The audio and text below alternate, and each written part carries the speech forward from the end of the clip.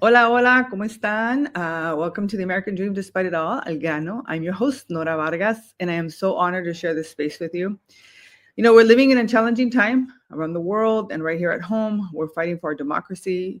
Rights we thought were secure are being chipped away, injustices pile up. And for many of us, it feels really heavy, exhausting even. So, how do we keep fighting for democracy, for our families and our communities, while also fighting for ourselves? How do we rewrite the story that rest isn't weakness, that taking care of ourselves is actually part of the work?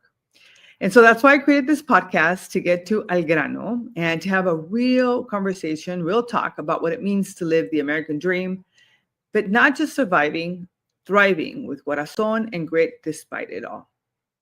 So today's topic is a really interesting topic for me. I'm calling it Primero yo, luego yo, y después yo. And I talk about it with my clients, and honestly, most of the time I try to remind myself of it. But I have to say that it's tough, right? It's tough. And the first time I ever heard this saying was from one of my team members when I was a large organization, and I was running 24/7, and this really good teammate who became a very good friend and left. She left this career to go do other stuff that she really wanted to do, and she reminded me, and she would always remind me, that it was important for me to really think about this concept. Primero yo, luego yo, y después yo. Decía yo, Dios mío.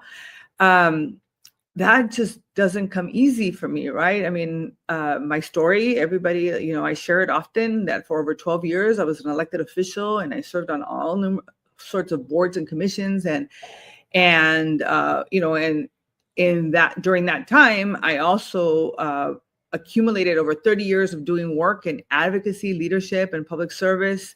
And honestly, the truth is I was always on every day. But it was always about service. It was about responsibility and holding space for everyone else. And I can't lie, I loved it, and I still do. I still love helping people. I love doing work that has purpose. But somewhere along the way, I realized, right, that I stopped holding space for myself. I was giving so much that I forgot to refill my own tank.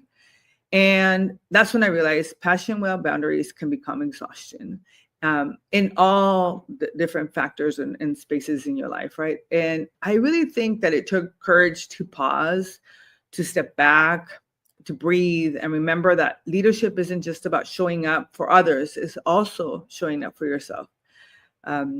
I remember when one holiday, and now that the holidays are coming, I think this is extremely important, but I remember one holiday when I was like, we were trying to figure out, my family and I, we do things together all the time.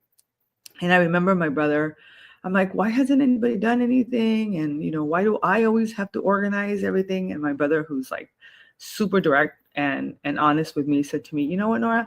He's like, what? We are just letting you do it, because even if we try to help you and we try to do it, you always like have a better idea of how it needs to be done. And then you come in and you change everything.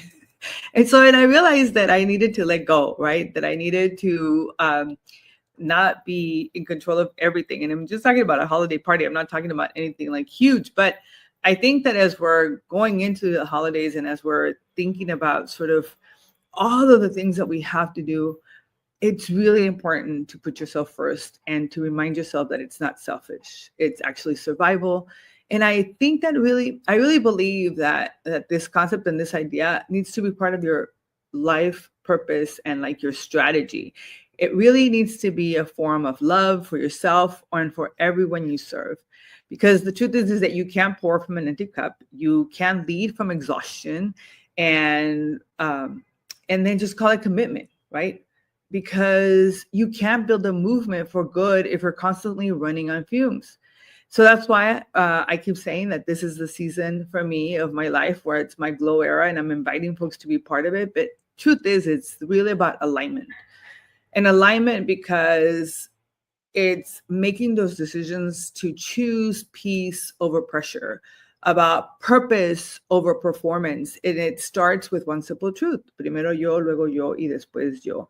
And there is privilege in it, right? I totally get that. But I really believe that we need to walk away from that because let's be honest, right? I mean, as I talk about the No Manches segment, right?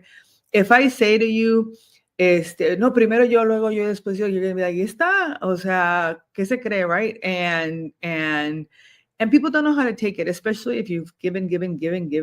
I think people, when you share that, think like, oh, this sounds very selfish, or, you really have changed and I thought you cared. But the truth is that you decide what that yo looks like, right? And I tell folks, especially mamas and people who are taking care of their families, I was part of the sandwich generation, taking care of my daddy, and my family and I were, and what that looked like.